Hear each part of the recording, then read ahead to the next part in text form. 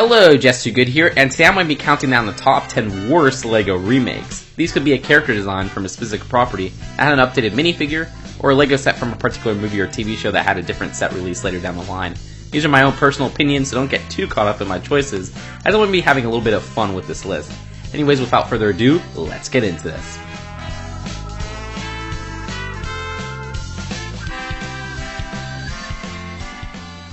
Starting off the list is the Brick Bounty, a 2015 LEGO Pirate set. I consider this set a remake of the 2009 pirate ship.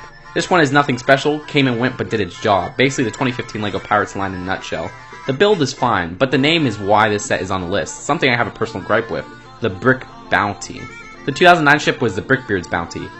So they didn't really change the name for the 2015 ship, they just dropped the beard and added the at the start.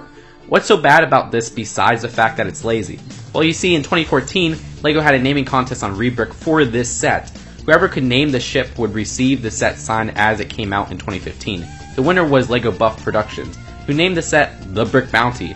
You know, congrats to him, go check out his channel because he has quality videos, and I don't mean any malice when I say this, but what a lazy choice for a name. This could have been an opportunity to come up with a really cool and new name for the LEGO Pirates Legacy, but nope, the Brick Bounty. I don't remember if I entered this contest, but I know people who put effort and careful thought into their name selections for this set, and when I heard that was the winning name, I was in complete disbelief that a name so unoriginal beat off all the other potential names. So our first minifigure spot, it's the 2016 War Machine minifigure from the Captain America Civil War set. What's so bad about this remake of a very good 2013 minifigure, you might ask? Well, it's just one thing that isn't horrible, and that's why it's low on this list. The new black armor design and printing is awesome and all, but they ruin his face design. Funny enough, that's a great face print that they use. One of my favorite licensed ones, Cyborgs from 2015. But this design does not fit Don Cheadle playing Rhodey. The 2013 print for Rhodey from the Iron Man 3 sets fit Rhodey perfectly. However, this face print looks like a child's face or a teenager's face. Rhodey is an adult. As I usually say on Twitter, sad. Okay, so this spot is an obscure one, the 2012 VIP exclusive Best of Minifigures pack. So like the Brick Bounty, this one was a fan choice. Sort of. Not with the name, but rather the 5 minifigures. The choices were left up to a poll at the end of 2011.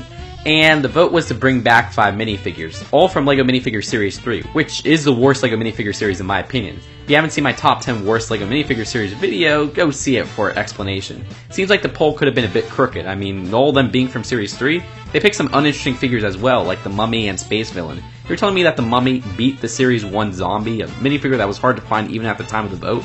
You may say this isn't a remake, Just Too Good. It's a re-release of these figures.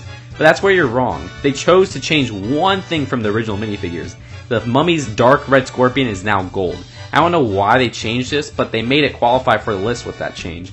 Thankfully, this was only $13 at release, and Minifigure Series 3 packs were $3, so it was a good deal. And it did bring back some fan favorites like the Elf and Gorilla. Still, the choices for the others and the fact all were Series 3 was pretty jarring. Ugh, remember this dude? Yeah, I mean I had to include the LEGO Darth Maul remake from 2015. Darth Maul in LEGO minifigure form has had a great legacy. The original 1999 one had one of the most intricate face prints for the time, which still looks good to this day. We finally got the top of his head as a new piece in 2011, which that minifigure design for Maul's face is probably the best. Then in 2015, we got this new face design with Maul that just looks creepy in the wrong way. Ugh, that grin makes me uncomfortable. I want to keep the kids away from this dude.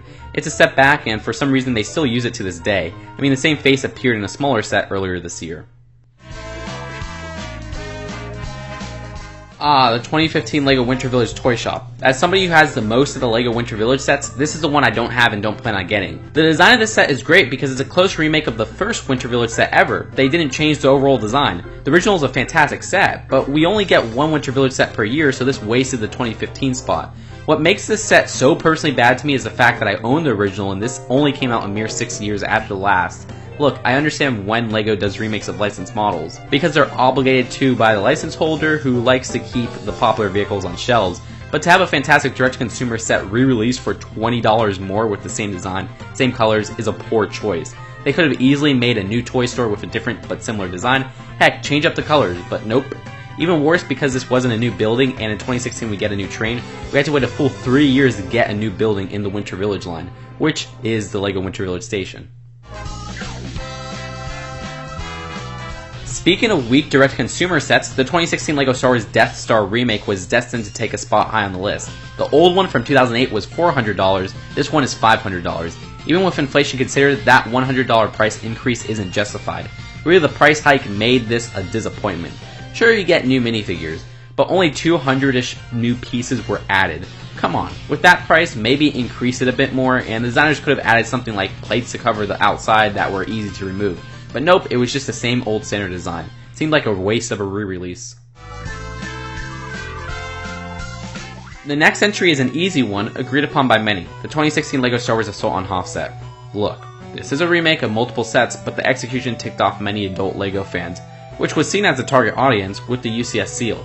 I mean look, I love play features, but push missiles and rapid stud shooter in a UCS set, that really ticked off adult fans. You see, we only get 2 UCS LEGO Star Wars sets per year. Heck, sometimes we only get 1. To waste one on a playset seeming for kids? Come on. It's just like the Winter Village toy shop, a wasted spot. You expect that UCS level of quality, yet you have Technic pins all exposed on the inside. No Leia, no medical bay, this awkward made up wash shower, and only 3 shield generators. All for a ridiculous $250. I mean, the Hoth Wampa base and Echo base sets from a couple years back were much better deals, and surprisingly just better overall sets in the design. It's a shame that the Wampa and Tauntaun are restricted to this crappy UCS set on the current shelf. For the next entry, we have the Harry Potter and Goblet of Fire Ron Weasley minifigure. This is from 2005 and the design was even reused in the 2007 Hogwarts Castle.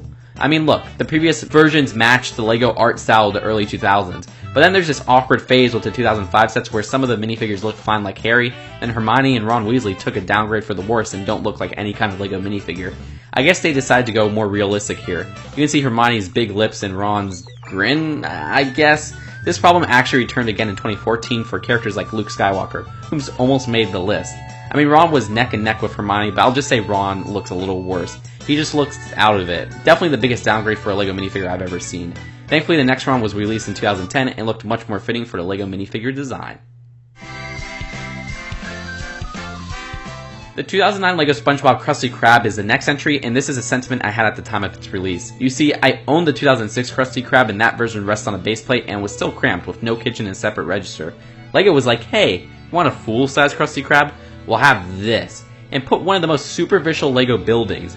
It's literally just the shell of part of the exterior. There's like a stove, a register, and a money bin incorrectly on the sides. It's not accurate or satisfying in any way. The only good part of the set is the minifigures and the paddy wagon, but again, for a remake, this is one of the biggest downsizes yet. Nice oxymoron I got going on there.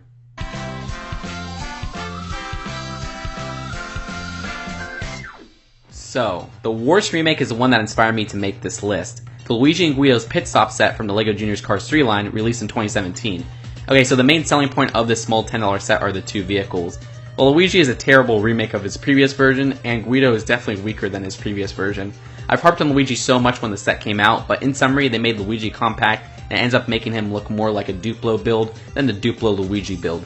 It's terrible, he needs more space in between his wheels, he looks like a banana on wheels. And look, the 2x2 plate does not work as his hat. Guido has this split level plate that is used to hold stuff and just looks like a weird mustache or something.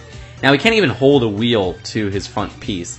While most of the 2017 LEGO Cars designs are improvements from the original, these 2 are major downgrades. And that's why the set starring the 2 is, in my opinion, the worst LEGO remake. Anyways, what are all of your choices? Leave your thoughts in the comments below, and I'll see you guys later. Peace out. Bye.